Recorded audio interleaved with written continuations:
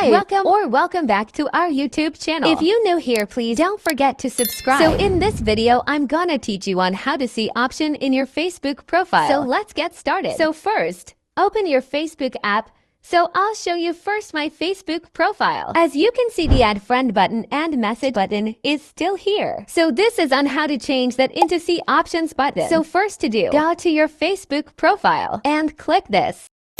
Then scroll up, go to settings. Now click this. Then click this. And click this. Now click this edit button. Then click this. Now set this to 2006. Then click this save button and click confirm. Now go back to settings, scroll up, then find this. Click it. Then click this.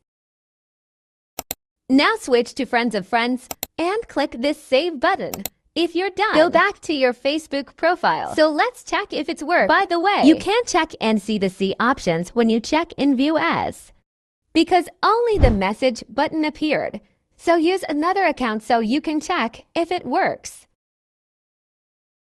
Thank you for watching. See you again on my next video.